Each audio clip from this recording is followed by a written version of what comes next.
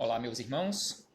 Aqui estamos chegando mais uma vez para mais um momento de estudo, mais um momento de reflexões do Evangelho de Jesus à luz da doutrina espírita. E por isso agradecemos. Agradecemos mais uma vez a este Pai de infinita bondade e amor. Agradecemos a Jesus de Nazaré por esses belíssimos ensinamentos que ele nos deixou para a nossa transformação, para trabalharmos a nossa transformação, a nossa melhoria moral, espiritual. Agradecemos aos espíritos amigos pelo amparo, pela proteção que sempre têm nos dispensado ao longo da nossa trajetória. Neste dia 29 de junho do ano de 2020, aqui estamos chegando e por isso felizes da vida por mais esta oportunidade que o Senhor nos concede. Por isto também agradecemos a Deus, em especial por Ele ter nos concedido este instrumento que nós conhecemos como corpo físico, para trabalharmos constantemente, perseverança constante na nossa melhoria. E aqui hoje estamos chegando para darmos continuidade aos nossos estudos acerca daquela temática sobre o centro espírita. O centro espírita e também sobre o espiritismo. O que é o centro espírita? O que é o espiritismo? Então, com base naquele livreto elaborado e editado pelo Instituto de Difusão Espírita, ou simplesmente IDE, Instituto de Difusão Espírita, que fica em Araras, São Paulo. Eles publicaram recentemente, aí em 2017, um livreto com um resumo didático sobre espiritismo e sobre o centro espírita. O que é? Em especial para aquelas pessoas que não conhecem ou que conhecem pouco o espiritismo, principalmente para aquele trabalho de desmistificação sobre espiritismo. Então aqui hoje nos encontramos para o nosso 10º encontro, o nosso 10º evento de estudo acerca deste assunto. E hoje falaremos exatamente sobre o centro espírita. Então, a partir de hoje, nós começaremos a falar mais especificamente sobre o centro espírita, porque até então havíamos falado mais voltado para o espiritismo, esclarecendo o que é o espiritismo.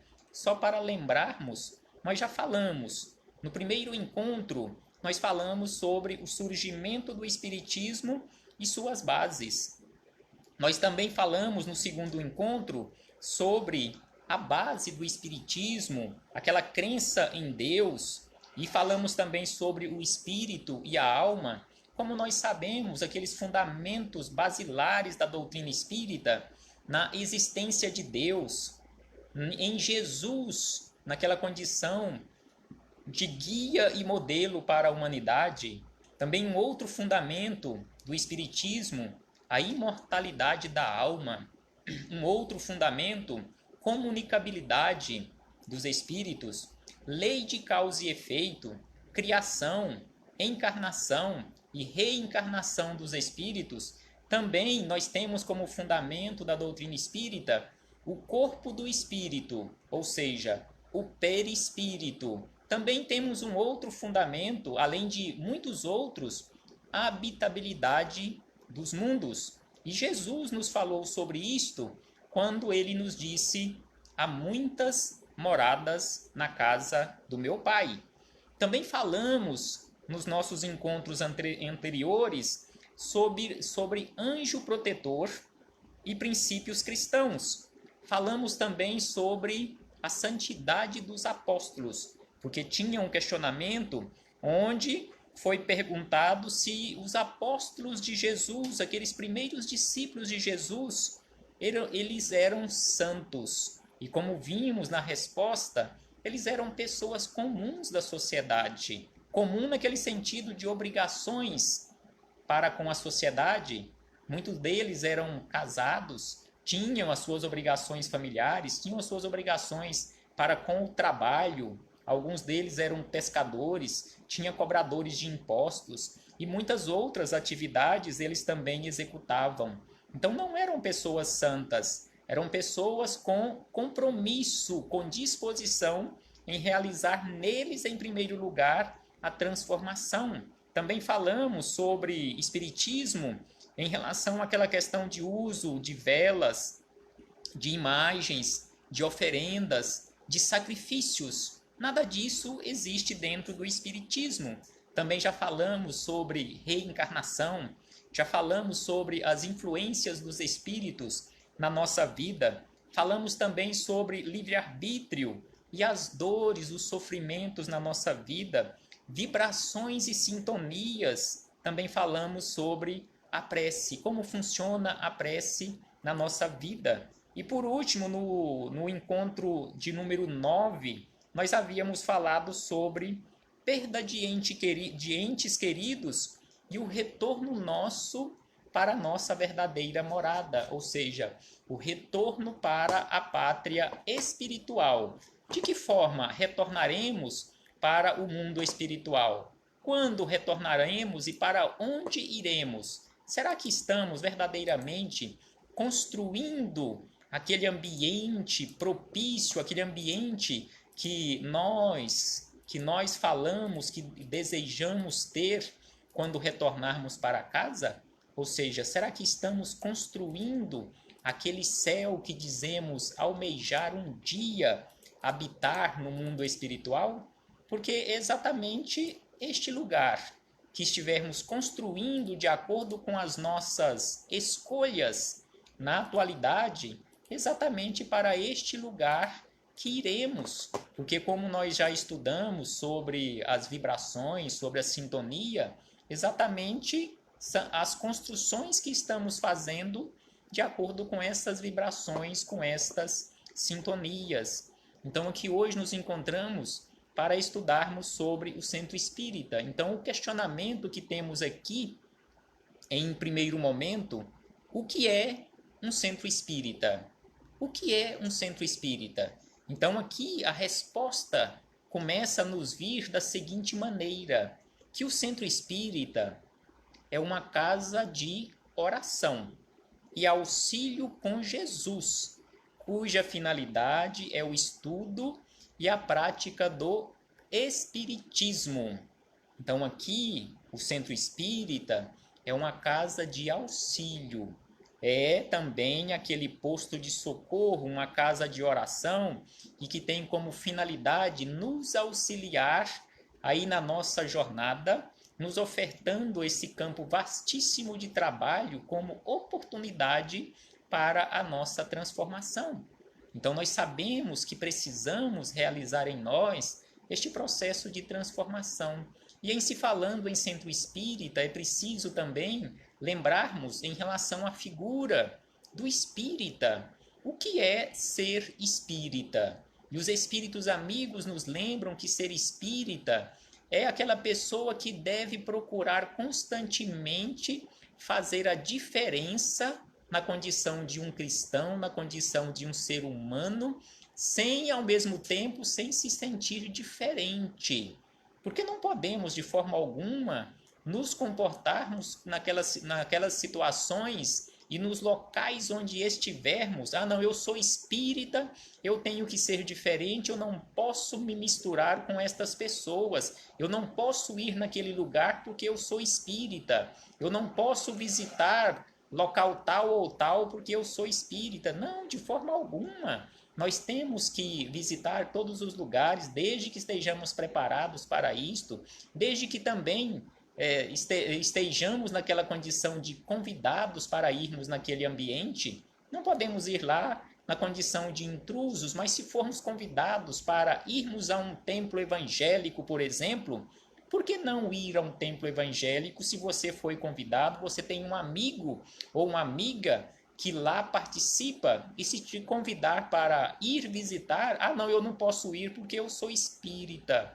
Não, de forma alguma. Devemos ir sim e nos comportarmos como seres humanos, em primeiro lugar e acima de tudo. E aí nos dizem os espíritos amigos também que ser espírita é agir com lucidez, é agir com lucidez e responsabilidade, tomando a iniciativa do melhor em benefício de todos. Então, ser espírita, e aí entra também uma daquelas funções do centro espírita, que é nos auxiliar, nos ofertar oportunidade de estudo, oportunidade de trabalho, conforme Jesus nos fala, os espíritos amigos também nos falam sobre a necessidade de buscarmos constantemente a instrução. Espíritas, espíritas, amai-vos. Espíritas, instruí-vos. Então, para que possamos agir verdadeiramente com lucidez, é preciso buscarmos constantemente a instrução. E aí nos dizem ainda que ser espírita é dar testemunho de fé nas mais pequeninas coisas, nas mais pequeninas atitudes do nosso cotidiano.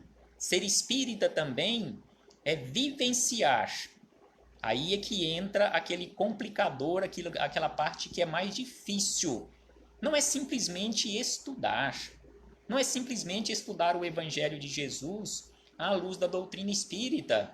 Ser espírita, ser cristão, ser um verdadeiro ser humano é vivenciar as lições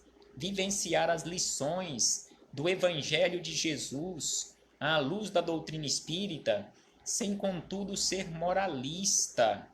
Sem ser moralista, qual se ser espírita se fizesse inacessível à mais frágil das criaturas. Então, no início, quando os espíritos amigos nos disseram que ser espírita é procurar fazer a diferença sem se sentir diferente, aí entra esse complemento onde eles nos falam que, sem contudo ser moralista, não podemos sair por aí só porque somos espíritas, dando lição de moral nas outras pessoas. Não, de forma alguma. Exemplificando o Evangelho de Jesus com a maior simplicidade, com a maior humildade, sem, de forma alguma, ser moralista. É isto que os espíritos amigos nos chamam a atenção. E voltando aqui à resposta que se encontra neste livreto em relação ao centro espírita, eles nos dizem ainda que o centro espírita é uma instituição voltada para a educação, aplicação da caridade em toda a sua amplitude e das mais diversas maneiras. Então aqui nos falam os espíritos amigos que é uma instituição voltada para a educação moral, a educação do espírito, a educação do ser imortal. Então precisamos sim olharmos e enxergarmos o centro espírita, conforme nos fala Bezerra de Menezes, que é um foco de luz, é um ambiente de luz, uma casa de educação, onde recebe a todos, independentemente de ser espírita. Não é pelo fato de você não ser espírita, você ser apenas um simpatizante da doutrina espírita, que você não possa ir a um centro espírita e participar de grupos de estudos. Não é pelo fato de você ser católico, apostólico romano, de você ser protestante ou de outra denominação religiosa, quer seja cristã ou não, que você não possa ir a um centro espírita. Porque aquele centro espírita é administrado de forma correta e que ali se encontram pessoas que realmente estão colocando em prática os ensinamentos cristãos à luz da doutrina espírita, não vai te perguntar quando você bater à porta daquela instituição espírita, não vai te perguntar se você é espírita, se você é simpatizante, se você é cristão, ou até mesmo se você acredita em Deus, para você adentrar ao centro espírita. Não, de forma alguma. Independentemente da sua crença, independentemente da sua, digamos assim, daquela bandeira religiosa sob a qual você se encontra abrigado na atualidade, você pode ir a um centro espírita sem problema nenhum. Ninguém vai te questionar, Ninguém vai te enxotar de lá se realmente é um centro espírita verdadeiramente à luz da doutrina espírita, administrado à luz da doutrina espírita. Ele não vai fazer isto. As pessoas irão te receber, todos os companheiros irão te receber de braços abertos. Mesmo que você se declare adepto de outra religião, você poderá sentar ali e participar dos estudos públicos. É lógico que em muitas situações existem nos centros espíritas, como nós sabemos, estudos que são mais voltados para os trabalhadores de determinadas áreas, por exemplo, uma reunião mediúnica, onde você precisa de um preparo, você precisa de afinidade, você precisa realmente ter estudado e ter um mínimo de conhecimento da doutrina espírita, em especial sobre mediunidade. Você tem que ter um tempo de afinidade ali com o grupo.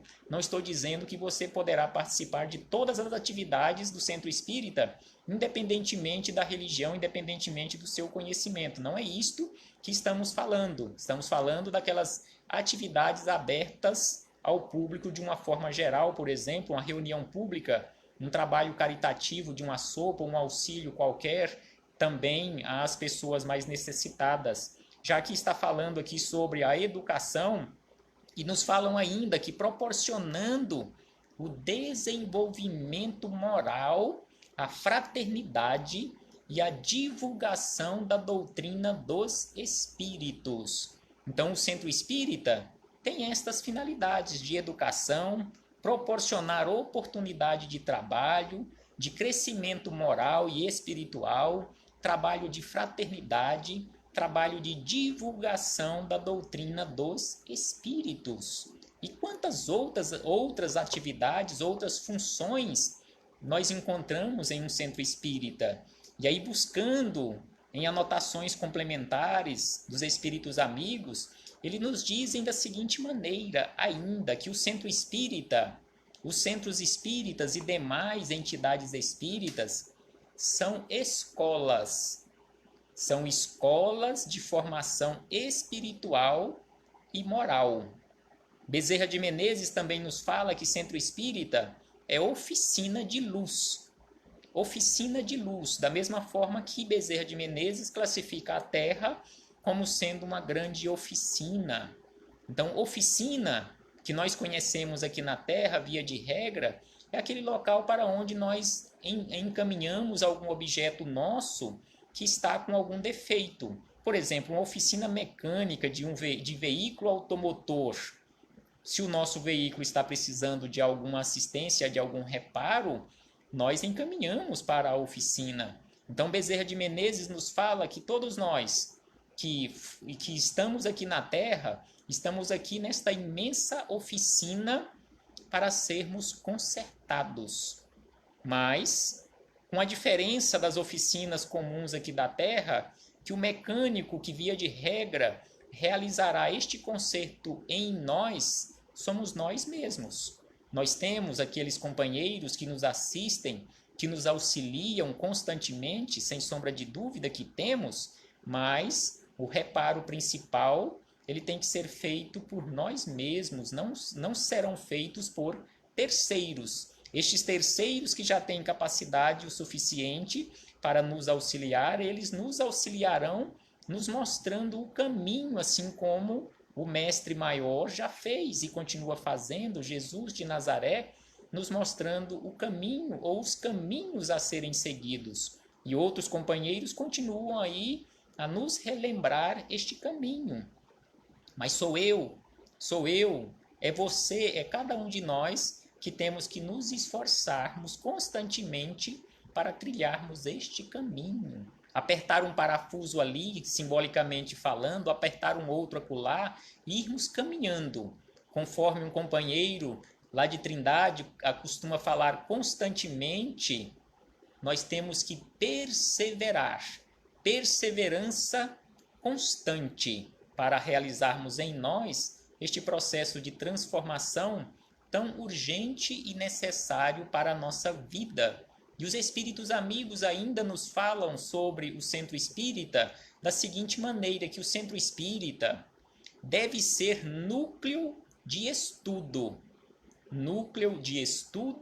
de fraternidade, de oração e de trabalho, com base no Evangelho de Jesus, à luz da doutrina espírita. Núcleo de estudo, fraternidade, oração e trabalho. O centro espírita, acrescentam eles, o centro espírita deve se caracterizar pela simplicidade própria das primeiras casas do cristianismo nascente. O centro espírita, de forma alguma, precisa ser aquele templo, aquela construção suntuosa, aquela construção riquíssima, onde se gastou, onde se investiu muitos recursos materiais. Não, de forma alguma. Igual eles lembram aqui, observemos na história do cristianismo como eram as igrejas lá no cristianismo nascente. Como era a primeira igreja fundada por Pedro e a sua família e demais companheiros de jornada em Jerusalém, a chamada Casa do Caminho. Era de uma pobreza material enorme, mas era um casebre, na verdade, mas de uma riqueza espiritual que nós não temos noção.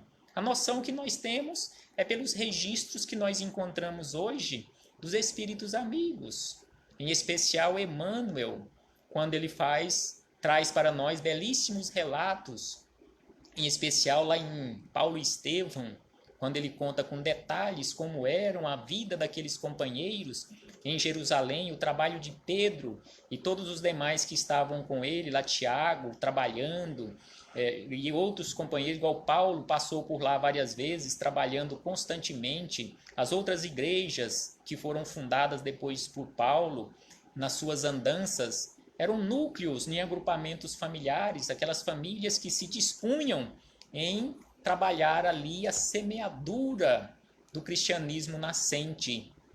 E aí nos dizem ainda que uma sociedade espírita é lugar de iluminação de consciência. Então o centro espírita é um local não para rixas, não é um local para brigas, não é um local para contendas religiosas, não é um local para contendas políticas, não é de forma alguma local para disseminar ódio, rancor, ressentimento. Não, de forma alguma. Ainda acontece isso? Sim, acontece. Ali estão reunidos seres imperfeitos, seres humanos ou seres que estão a caminho da humanização para depois caminharmos para uma angelitude e assim irmos caminhando, mas não deveria de forma alguma acontecer estes problemas, essas desarmonias, mas sabemos que ainda acontece. Mas aquele local, sem sombra de dúvida, é um local para iluminação de consciência, de enobrecimento moral e ação caridosa. Então vejamos que eles nos colocam aqui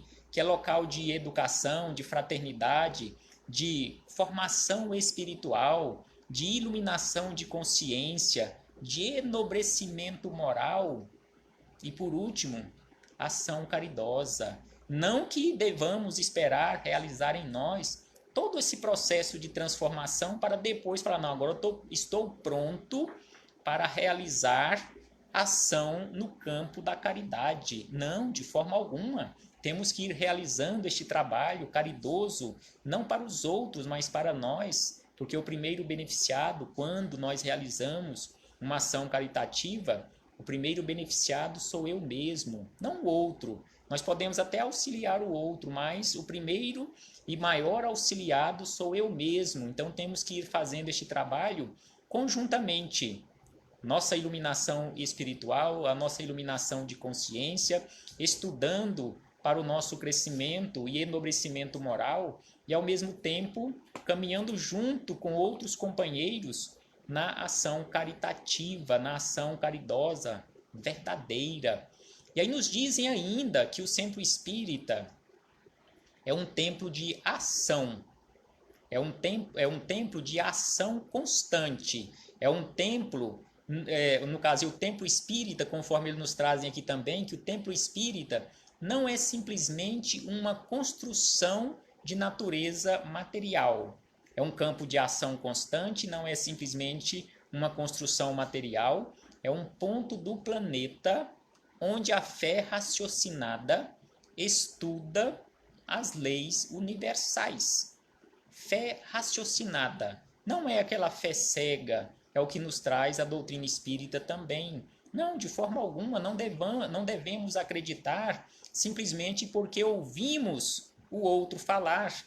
Igual ouvimos hoje pela manhã o nosso companheiro Eudes, que está aqui nos assistindo também neste momento, ele falando também sobre o Evangelho, um outro ponto de luz, como já ouvi companheiros falando que durante esse período de pandemia nunca se falou tanto do Evangelho de Jesus. Constantemente, de forma virtual, pontos de luz estão sendo abertos aqui na face da Terra. Assim também são os centros espíritas, assim também são os templos evangélicos, as igrejas, pontos de luz. Mas a doutrina espírita nos mostra que devemos caminhar constantemente através desta fé raciocinada, não aquela fé cega de ouvir os outros falarem. Estamos aqui falando do Evangelho de Jesus, falando sobre esses ensinamentos belíssimos, mas vocês não devem acreditar cegamente em tudo que estamos falando aqui. Busquem, é exatamente por isto que constantemente nós citamos as fontes para que vocês próprios possam buscar, por vocês mesmos fazerem essas buscas e ampliarem um tanto mais os seus conhecimentos. Porque a fé não deve ser de forma alguma aquela fé cega. Ah, não, fulano falou, eu acredito. Não, de forma alguma a doutrina espírita não nos prega isto. Então aqui, isto que estamos falando agora, neste momento, está no livro Educandário de Luz. Educandário de Luz, de autoria de Chico Xavier, e estas palavras são de Emmanuel. Emmanuel é quem fala, quem dá essa conceituação que estamos falando agora sobre o centro espírita. E ainda Emmanuel nos diz da seguinte maneira, que o centro espírita é um lar de esclarecimento e consolo. Lar de esclarecimento e consolo, de renovação e solidariedade.